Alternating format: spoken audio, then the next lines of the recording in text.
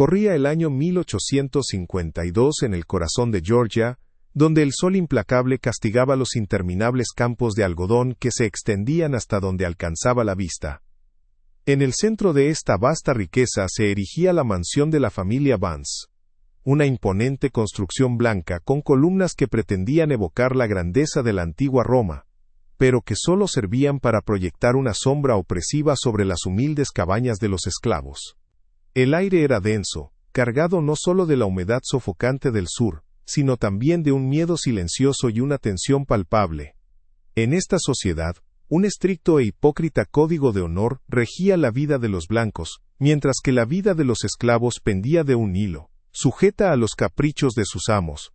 La plantación Vance era un microcosmos de este mundo brutal, un lugar donde la belleza del paisaje ocultaba la fealdad de un sistema construido sobre el sufrimiento humano, un barril de pólvora social que esperaba la más mínima chispa para estallar. El dueño absoluto de todo aquello era el coronel Alistair Vance, un hombre de 55 años cuya postura rígida y mirada fría como el acero revelaban una disciplina militar y una crueldad innata. Para la alta sociedad de Georgia, era un pilar de la comunidad, un caballero sureño de linaje impecable y fortuna incalculable, respetado y temido a partes iguales. Pero para quienes vivían bajo su dominio, en los barracones y en los campos, era un tirano, cuyo humor cambiante dictaba si vivirían un día de trabajo agotador o uno de terror absoluto. Su obsesión no era el dinero, del cual tenía de sobra, sino el legado y la reputación intachable de su apellido. Consideraba cada aspecto de su vida, desde la perfección de su cosecha hasta el comportamiento de su familia, como un reflejo directo de su propio valor. Cualquier imperfección, por mínima que fuera, era una afrenta personal que no toleraba bajo ninguna circunstancia, y su método para corregirla era siempre público y ejemplar. La verdadera naturaleza del coronel se manifestó en su forma más pura una tarde durante una cena con invitados importantes de condados vecinos.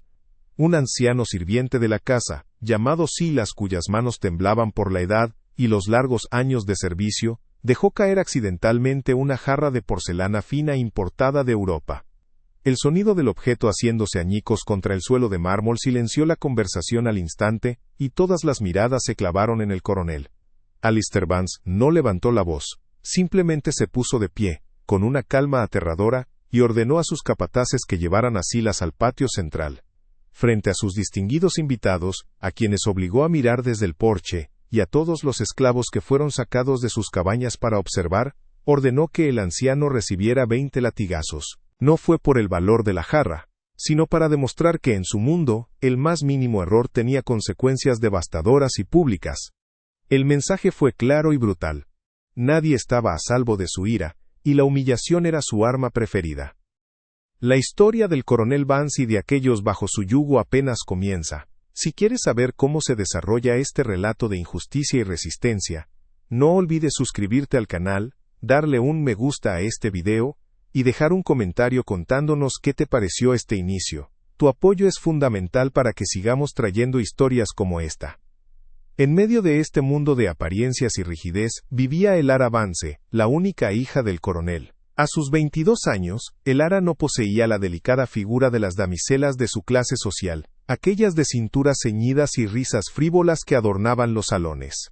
Por el contrario, era una mujer de figura robusta y hombros fuertes, con una mirada inteligente y melancólica que delataba una mente inquieta y un corazón solitario.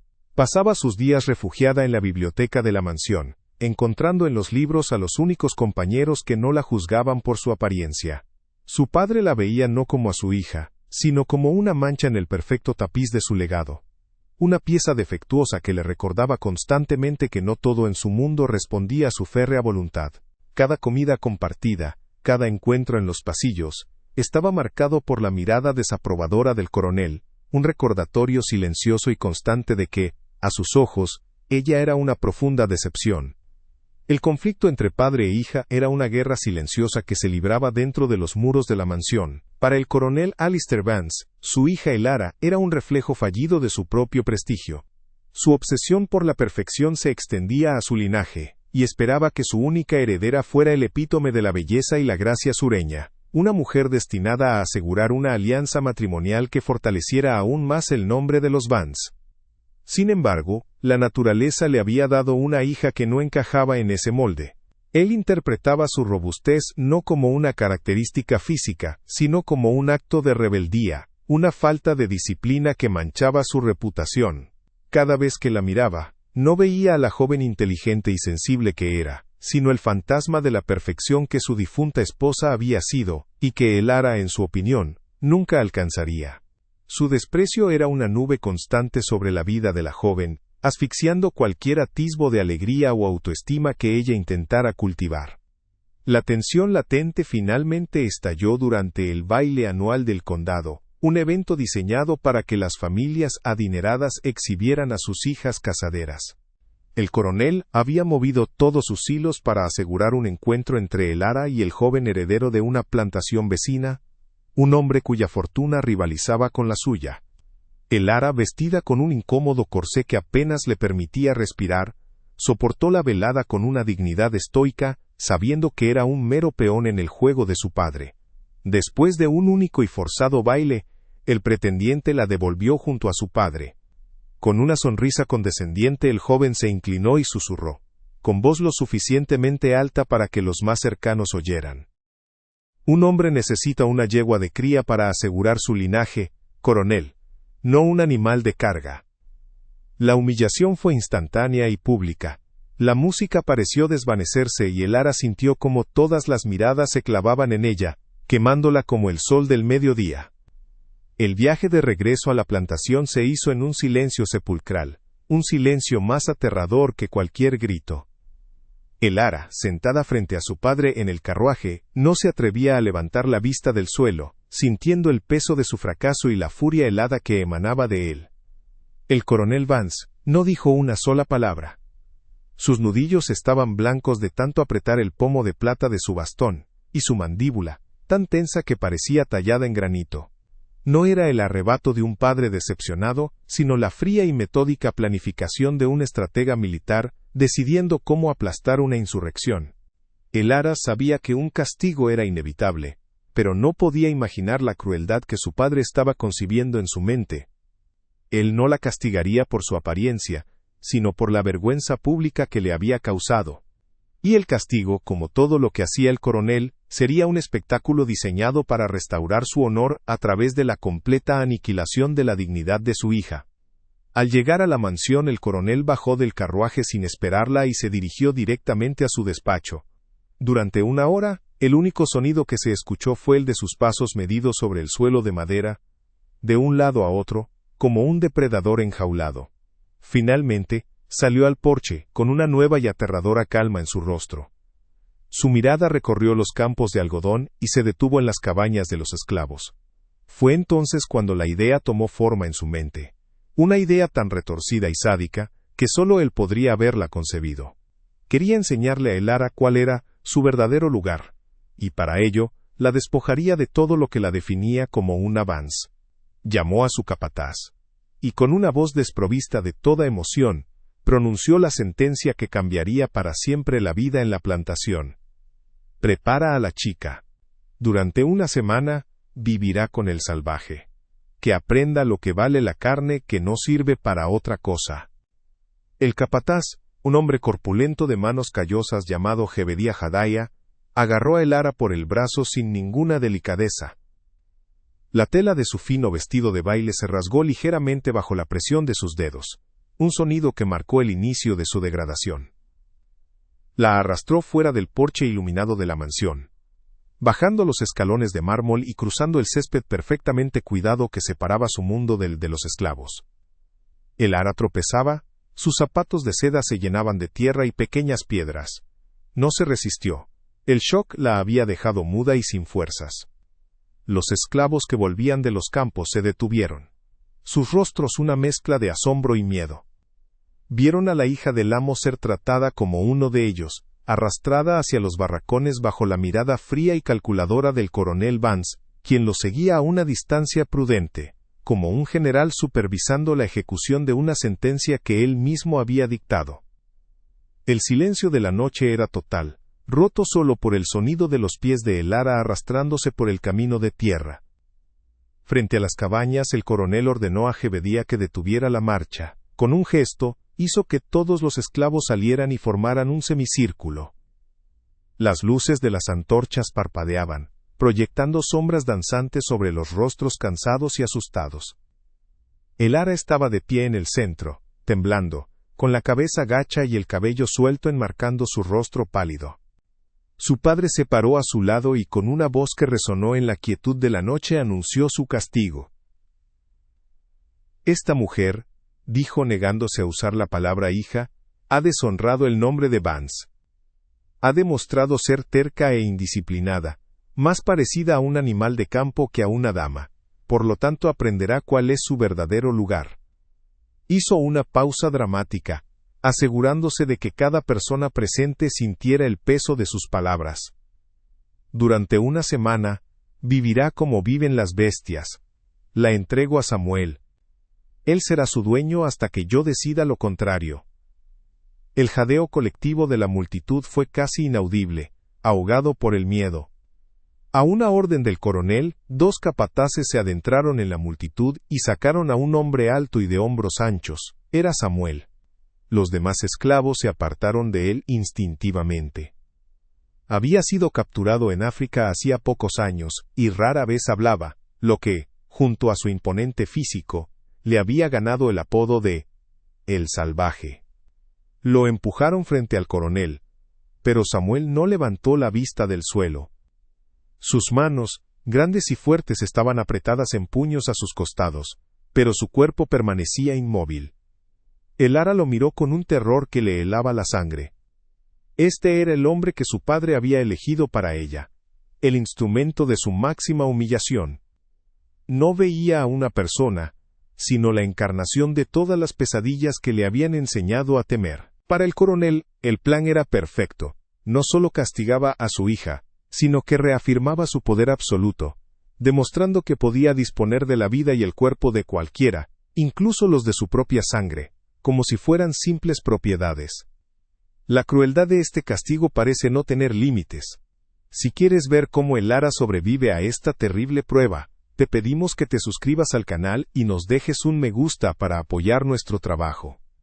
Yebedía empujó a el ara hacia la cabaña de Samuel, una pequeña choza de madera y barro al final de la hilera.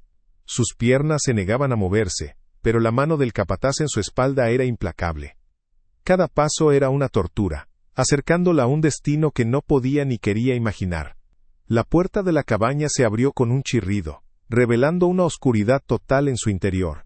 Sin ninguna ceremonia, el capataz la empujó dentro con fuerza. El ara cayó de rodillas sobre el suelo de tierra compacta. El impacto le sacó el aire de los pulmones. Antes de que pudiera reaccionar, la pesada puerta de madera se cerró de golpe, sumiéndola en una negrura absoluta.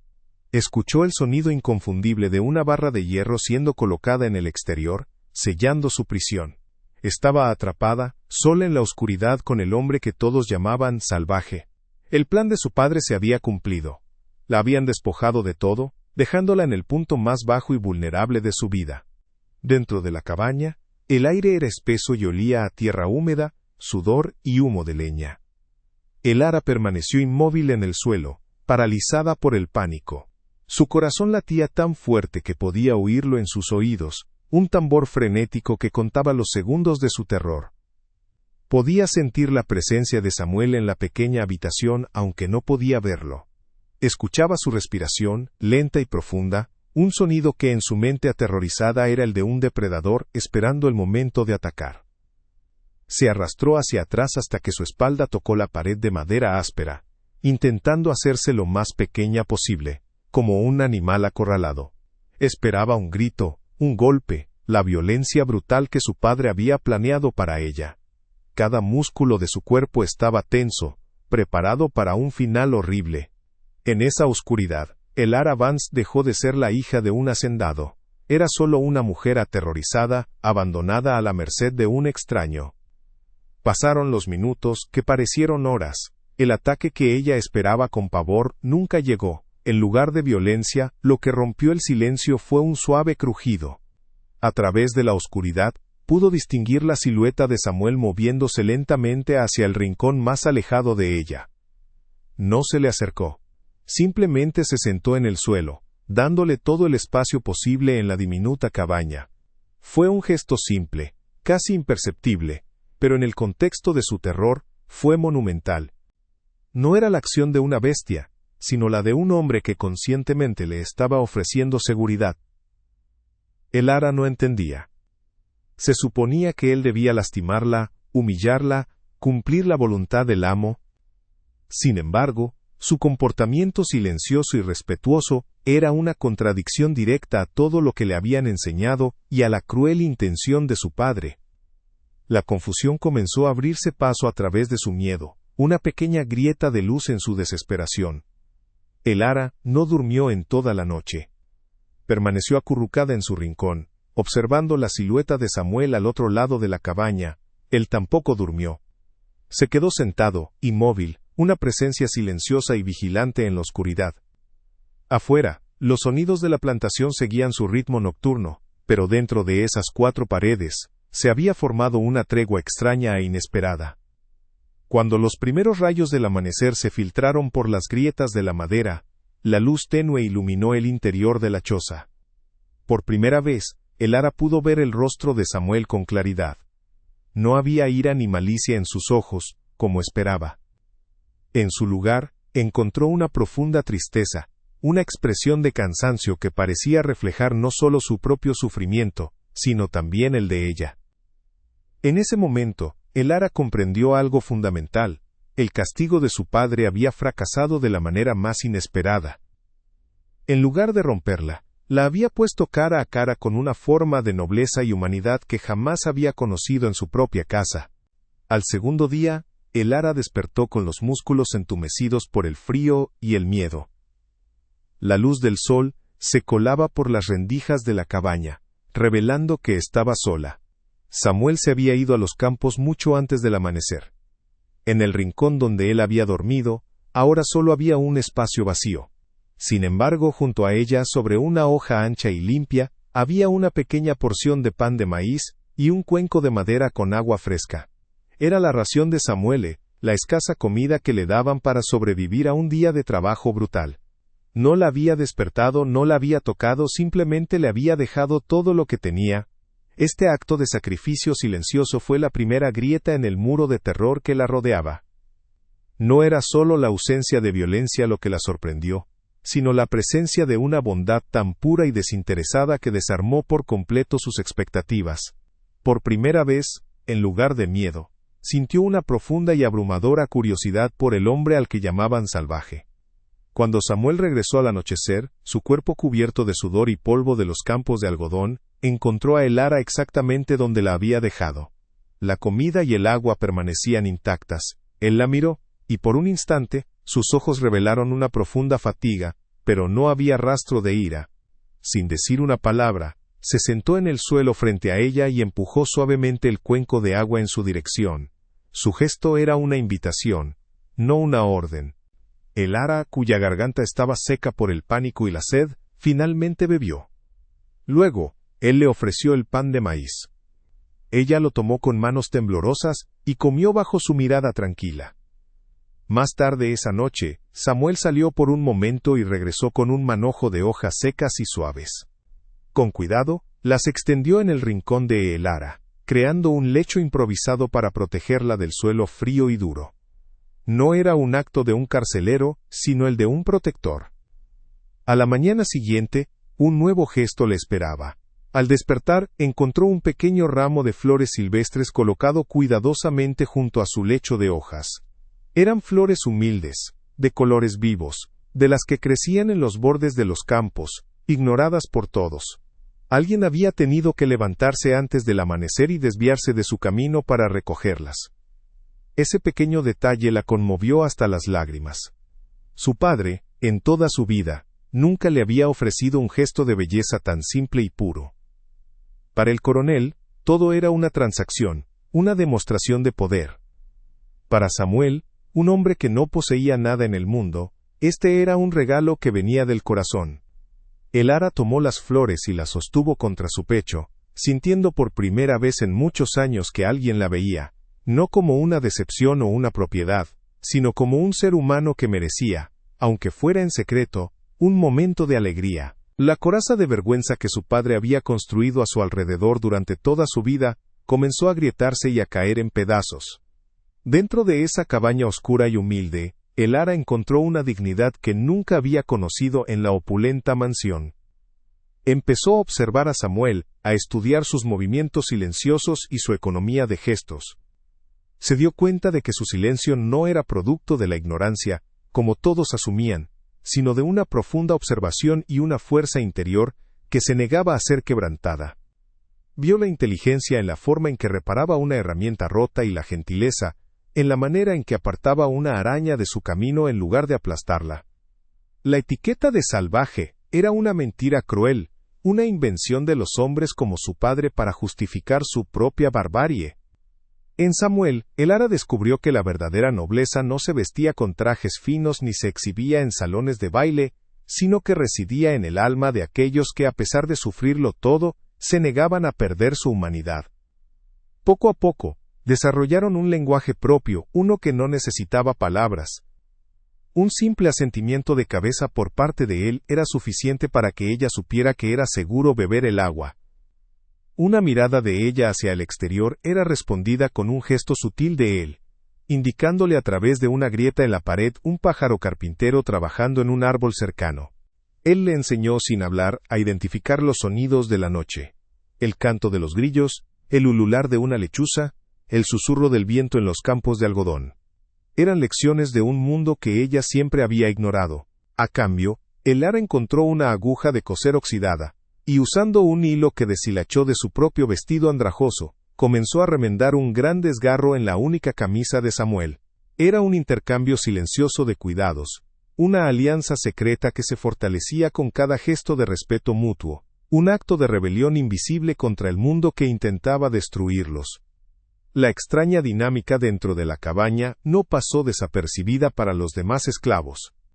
Durante el día, cuando Elara salía brevemente para usar la letrina bajo la atenta mirada de un capataz, notaba las miradas curiosas. Veían que su vestido de baile estaba sucio y roto, pero también veían que no había en ella signos de violencia física. Veían a Samuel mantener su distancia, tratándola con un respeto que nadie entendía.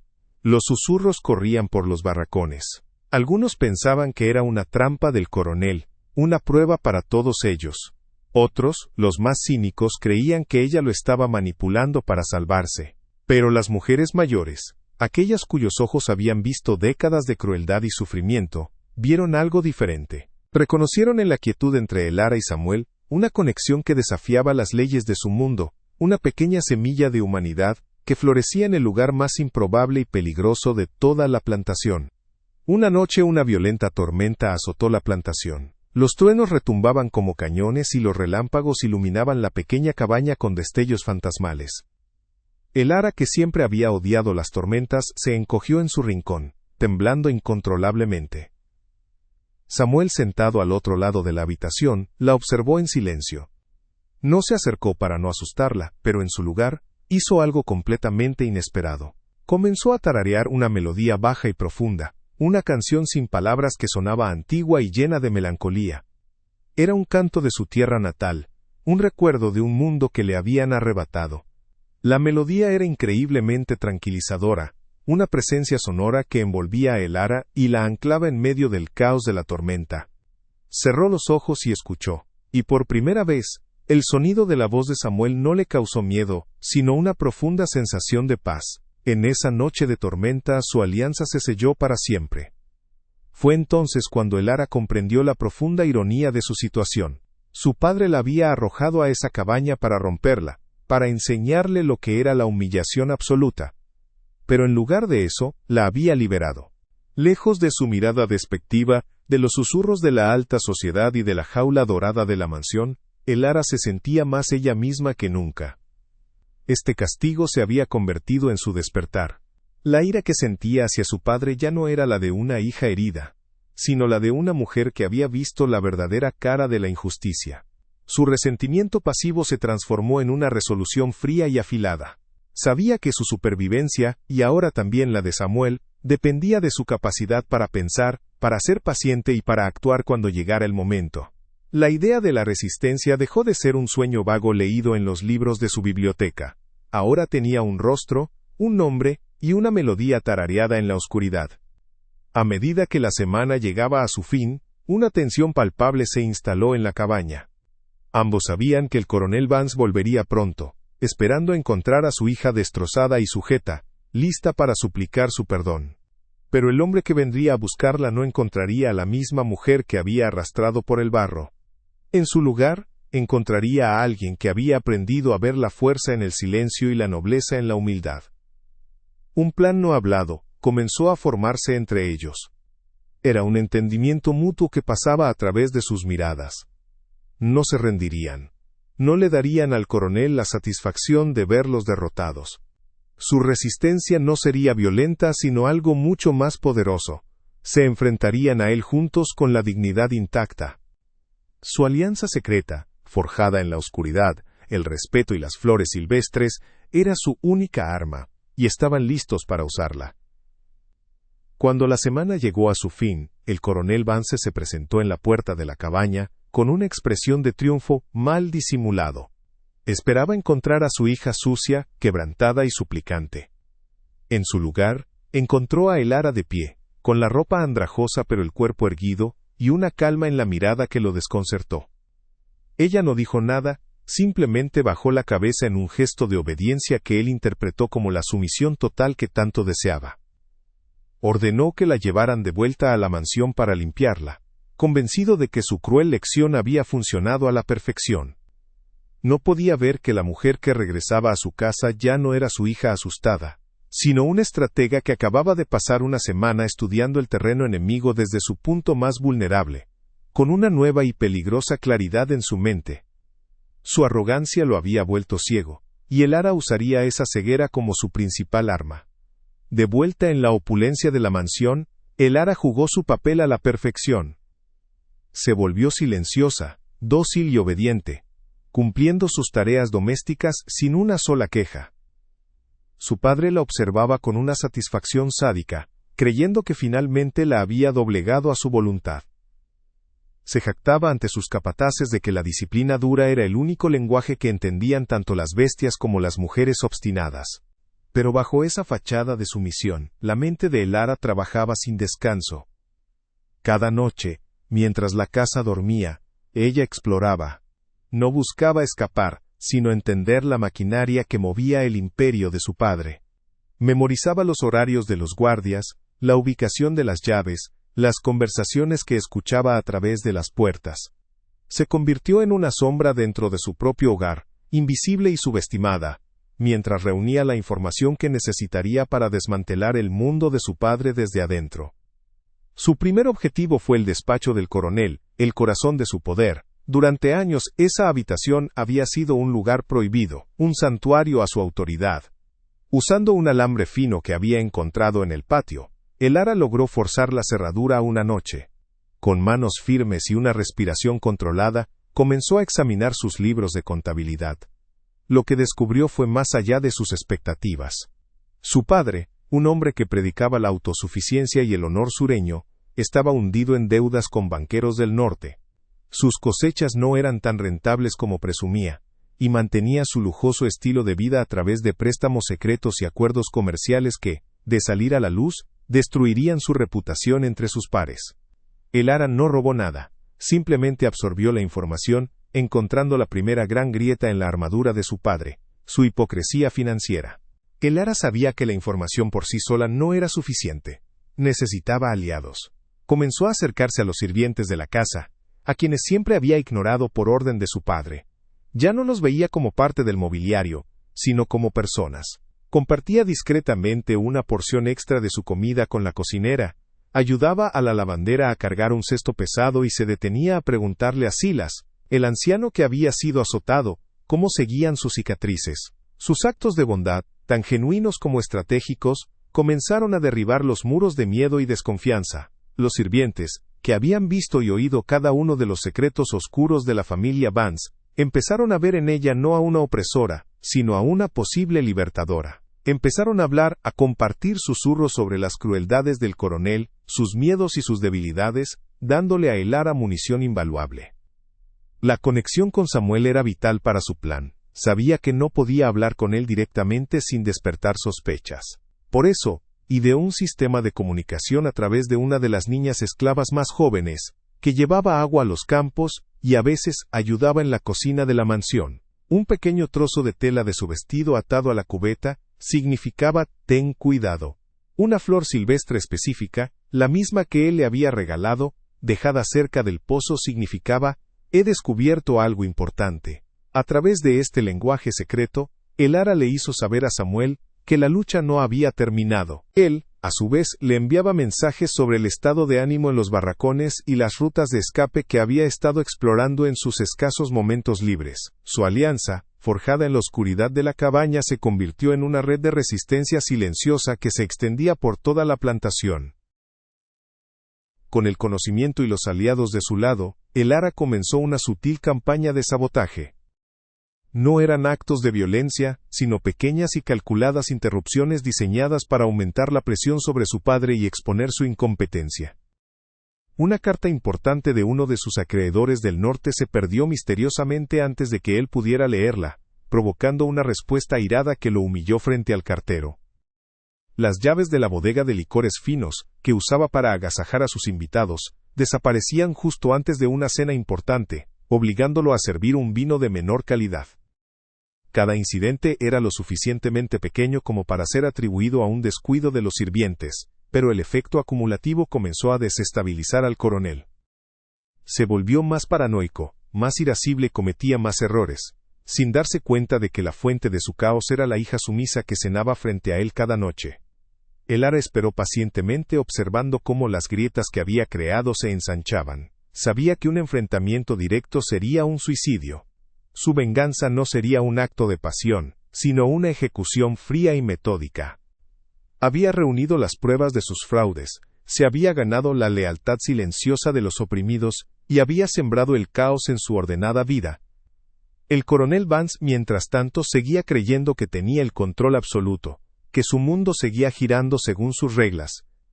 No veía que el tablero de juego había cambiado, y que él ya no era el jugador principal, sino una pieza a punto de ser sacrificada.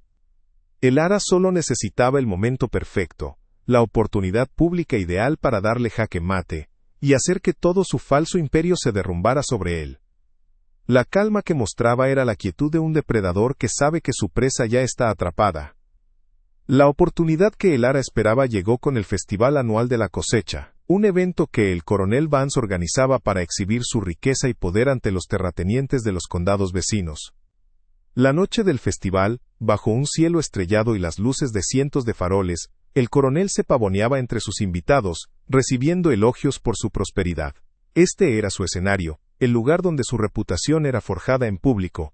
Elara, actuando como la anfitriona dócil que su padre creía haber creado, se movía entre la multitud con una calma gélida, sabiendo que el momento de la verdad estaba cerca.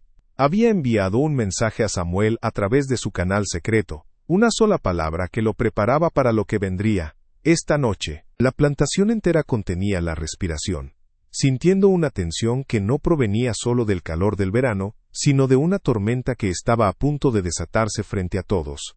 El clímax de la noche era el discurso del coronel, un momento en el que se paraba en el porche de la mansión para hablar de honor, legado y la superioridad de su modo de vida. Mientras él comenzaba su pomposa perorata, Elara se deslizó discretamente hacia el despacho.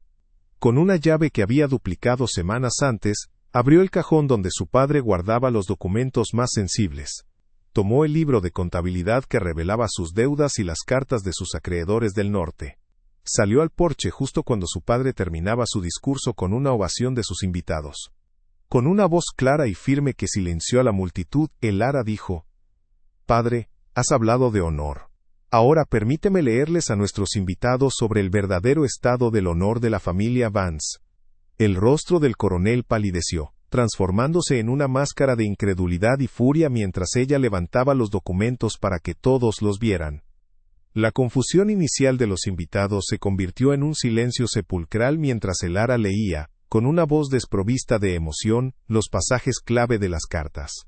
Expuso las deudas masivas, los préstamos desesperados y las mentiras que su padre había construido para mantener su fachada de éxito. Leyó en voz alta las amenazas de los banqueros de Boston, detallando cómo la plantación Vance estaba al borde de la quiebra. Cada palabra era un martillazo contra la reputación del coronel. Los rostros de sus amigos y rivales se tornaron en máscaras de desprecio y burla. El hombre que se presentaba como un pilar de la sociedad sureña, era revelado como un fraude, un hipócrita cuya fortuna no era más que un castillo de naipes. El Ara no levantó la voz, no lo acusó directamente, simplemente dejó que las propias palabras de su padre y sus acreedores lo destruyeran frente al mundo que tanto se había esforzado por impresionar. Cegado por una rabia que eclipsó toda razón, el coronel Alistair Vance hizo exactamente lo que el Ara había previsto. En lugar de intentar defenderse con palabras, recurrió a la única herramienta que conocía, la violencia. Con un grito animal, se abalanzó sobre ella para arrebatarle los papeles, pero en ese preciso instante, Samuel apareció desde las sombras del jardín, moviéndose con una rapidez y una determinación que nadie esperaba. Se interpuso entre el Ara y su padre, no como un atacante, sino como un escudo humano. No levantó un solo dedo contra el coronel, simplemente se paró allí, con su imponente estatura y una mirada que no contenía odio, sino una advertencia silenciosa. La imagen fue devastadora para el coronel. Su propia hija, protegida por el esclavo que él mismo había intentado usar para destruirla, uniendo fuerzas contra él en el escenario de su mayor triunfo. La confrontación paralizó a todos los presentes. El coronel, temblando de furia, gritó a sus capataces: «¡Mátenlo! ¡Mátenlo ahora!». Pero los capataces por primera vez dudaron. Vieron a un hombre, desarmado, protegiendo a una mujer del ataque de su propio padre. Vieron a los demás terratenientes observando la escena con una mezcla de horror y desdén. Atacar a Samuel en ese momento no sería visto como un acto de disciplina, sino como la rabieta de un hombre humillado y expuesto. La autoridad del coronel, construida sobre el miedo y la percepción de un poder inquebrantable, se evaporó en ese instante de vacilación. Sus órdenes ya no inspiraban terror, sino lástima. El poder psicológico que había ejercido sobre todos en la plantación, se rompió para siempre, no con un estallido de rebelión, sino con la simple negativa de sus hombres a participar en su locura.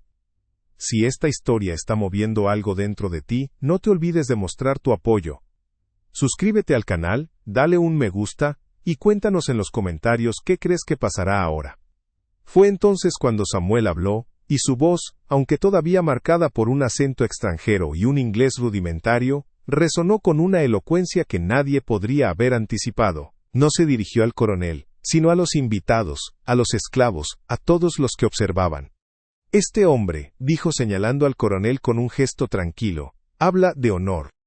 Pero el honor no está en el látigo, ni en el miedo, el honor está en la bondad».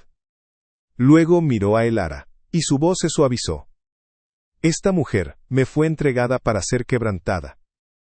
En cambio, ella me enseñó que la dignidad no puede ser arrebatada por nadie». Sus palabras, tan simples y directas, eran una acusación más poderosa que cualquier libro de contabilidad. El salvaje se reveló no solo como un hombre, sino como la conciencia moral de toda la plantación, exponiendo al coronel no solo como un fraude financiero, sino como un hombre moralmente en bancarrota. Completamente derrotado, el coronel Vance se quedó solo en el centro del porche. Sus invitados comenzaron a retirarse en silencio, sin despedirse, dejándolo en medio de la humillación que él mismo había provocado. Su imperio social se había derrumbado en cuestión de minutos. El Ara no sintió triunfo, solo un vacío frío. Su venganza no había sido un acto de pasión, sino una demolición calculada. Había usado la propia arrogancia de su padre, su obsesión por la apariencia y su brutalidad predecible como las herramientas de su destrucción. Mientras el coronel miraba sus manos temblorosas, como si no las reconociera, el Ara supo que había logrado algo más que exponer a un tirano. Había roto la cadena de miedo que lo mantenía en el poder. La estructura de poder de la plantación Vance no había sido simplemente sacudida. Había sido irrevocablemente quebrada desde sus cimientos. La caída del coronel Vance no fue estrepitosa, sino un lento y silencioso derrumbe. Abandonado por sus iguales y despojado de la autoridad que tanto valoraba, se convirtió en un fantasma que deambulaba por los pasillos de su mansión vacía. Sus deudas, ahora públicas, lo consumieron, y en menos de un año, la plantación Vance fue embargada por los banqueros del norte a los que tanto despreciaba en público. Pero la verdadera derrota no fue financiera. Fue el saber que la historia de su caída no sería contada como una tragedia de negocios, sino como la victoria de una hija a la que consideraba inútil, y de un esclavo al que creía una bestia. Esa misma noche del festival, mientras el coronel se ahogaba en su humillación, una red silenciosa de almas oprimidas se movilizó. Con la ayuda de Silas y otros sirvientes, Elara y Samuel desaparecieron en la oscuridad, llevándose consigo solo un poco de comida y el conocimiento de las rutas secretas que Samuel había memorizado, soñando con un día como este. El viaje hacia el norte fue una prueba de resistencia y fe. Durante semanas, viajaron de noche y se escondieron de día, atravesando pantanos infestados de serpientes y bosques impenetrables. Samuel, que había sido etiquetado como un salvaje por su desconocimiento del mundo de los blancos, demostró ser un maestro de la supervivencia. Conocía las estrellas que los guiaban, las plantas que podían comer, y los sonidos que advertían del peligro. Elara, por su parte, usó la educación que su padre le había proporcionado de una manera que él nunca habría imaginado, leyendo mapas rudimentarios que obtenían de simpatizantes y usando su ingenio para evitar las patrullas de cazadores de esclavos. En esa dura travesía, despojados de sus antiguos roles, se convirtieron simplemente en dos seres humanos que dependían el uno del otro. Su amor, nacido en una cabaña oscura, se fortaleció bajo el cielo abierto de la libertad, convirtiéndose en el ancla que los mantenía a flote, en un mar de peligros constantes y agotamiento extremo. De vuelta en Georgia, la historia de Elara y Samuel se convirtió en una leyenda susurrada en los barracones de todas las plantaciones vecinas. No era un cuento de rebelión violenta, sino algo mucho más profundo y esperanzador. Era la historia de cómo la dignidad había vencido a la tiranía, de cómo la inteligencia había desarmado a la fuerza bruta y de cómo el amor había florecido en el terreno más árido. Se contaba que el salvaje era en realidad un rey en su propia tierra, y que la hija del amo tenía la fuerza de una leona. Su escape no solo encendió una chispa de esperanza, sino que también sembró una semilla de desafío silencioso. Pequeños actos de sabotaje, trabajos hechos con lentitud deliberada, y una nueva mirada desafiante en los ojos de los oprimidos se volvieron más comunes. El legado de Elara y Samuel no fue una revuelta armada, sino un cambio en la conciencia colectiva, un recordatorio de que las cadenas más fuertes pueden romperse sin hacer ruido. Años más tarde, lejos del sur, en una pequeña granja en las afueras de Filadelfia, Elara y Samuel construyeron una nueva vida. No era una vida de riquezas, pero era una vida de paz, donde sus hijos crecían sin conocer el sonido del látigo ni el peso de la humillación. Su historia, aunque conocida por pocos, llevaba consigo una lección moral poderosa y eterna. Demostró que la verdadera barbarie no reside en el color de la piel de un hombre ni en su lugar de origen, sino en el corazón de un sistema que despoja a las personas de su humanidad para construir su propia grandeza. Y que la verdadera nobleza, esa cualidad tan buscada por hombres como el coronel Vance, no se encuentra en la sangre, la fortuna o el poder, sino en la capacidad de ofrecer una flor en medio del odio, de proteger a los vulnerables y de reconocer la luz de un alma humana incluso en la más profunda oscuridad.